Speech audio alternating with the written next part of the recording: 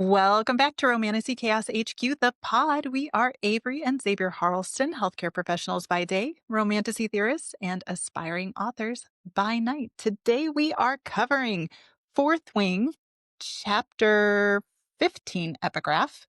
And this is your warning. There will be spoilers for the entire Empyrean series. If you have not read all three books, it may be time to turn back. We are not rated E for everyone. Xavier has a degree in cussing and he is not afraid to use it.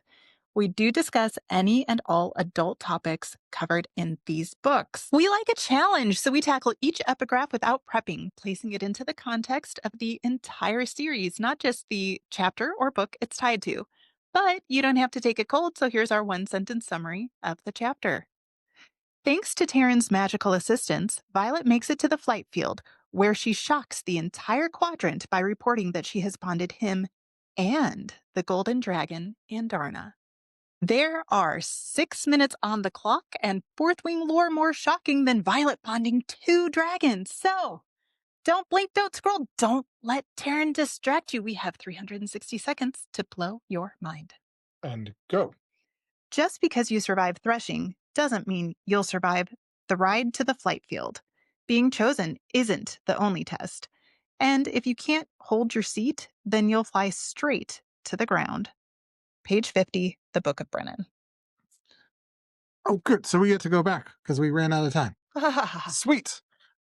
So if you haven't seen the episode where we're talking about falling off dragons, go back and listen to it after you listen to this one. But I really do think that once the dragons are inside of your head, if they're worried about whether or not you're going to turn venom, they turn off their magic, they flip over upside down or something, and you fall to the earth. And I think this also ties to the partner bond, dragon rider bond concept, where signets grow over time. Mated dragon pairs can talk over longer distance over time. There's a time component to how long you're paired, to how deep the connection is. So if I can get rid of you within like 10 minutes of bonding you, I'm not really impacted as a dragon. Mhm. But if I'm bonded to you for 10 years or bonded to you for life, or the life of a human, that is a much deeper, more powerful connection. So they're going to make choices really quickly after threshing. And as soon as they get inside your head and they start talking to you, they're going to know you more than they knew you before. And yeah, this epigraph even more convinces me that riders don't just fall off after threshing. Hmm. So there's like in business, a lot of management books will tell you like hire quickly, fire quickly. Do you think that dragons are doing a lot of deliberation before they choose who they're going to bond? Or is it kind of one of those like instinctual things and then they're bonding you and discovering, oh, nope, wrong. Hire quickly, fire quickly when it comes to Well, I a mean, bond? I think there definitely is some of this higher quickly. I mean, they get presentation, Hmm. they get threshing, they get your reaction to them in threshing, probably the reaction to them when they hurt you, since all these people are scarred, and then they make a decision, and then they're inside your head. That wasn't a whole lot of information before they just decided a lifelong pairing was a good idea.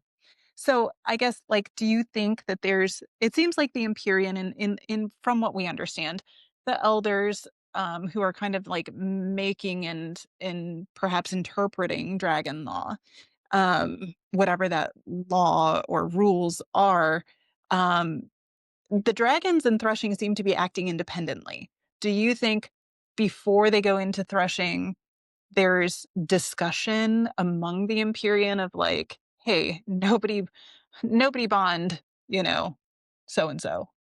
I mean, so clearly the dragons that are in service are talking to the other dragons, and you can have a 360 interview peer to peer dragon like, hey, Zayden looks pretty cool, right? Or Violet is a lot stronger than she looks. Um, but I think Antarna is unique in that, she said, I sensed you and I hatched because I sensed you.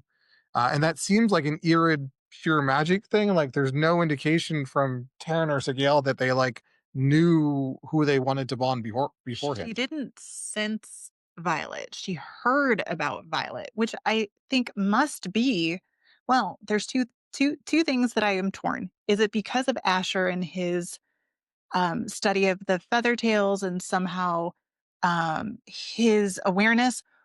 Is it and maybe with Lilith and Eamsher, or is it from Coda? Ooh, I like from Coda.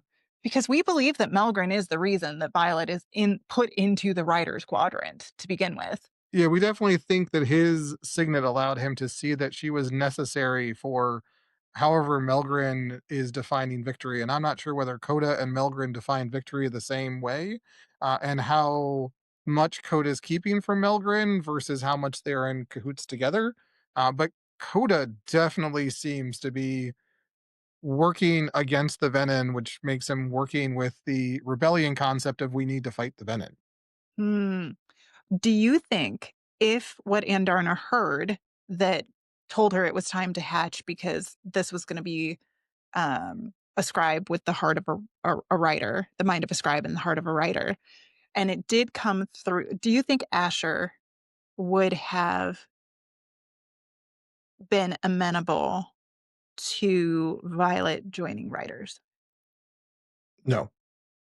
I think Asher would have tried to protect his daughter, which he did by trying to dedicate her to Dune. He would have chosen a protective route, and not have sent her into the Rogers Quadrant, even if she was, potentially the key. I just see him being. Do you think he would have done it if he realized he was being poisoned for what he knew? The thing about being a parent is most of the time there are like these you're making the best decision that you can with what you know, but you only know such a small amount and none of it is the future. Well, and I do think this comes back to the base question Rebecca Yarros keeps asking is, would you give your sword to somebody else, and would Asher risk his daughter for the good of everybody else? And oh, we're out of time. So let us know in the comments what you think about that. Yeah, did we blow your mind? Remember, we love you. Stay out of the clouds, off the ice, and come back to us. We'll see you next time. See you next time. Remember, lore lovers, fantasy fanatics, and good girls, like, rate, review, subscribe, and share.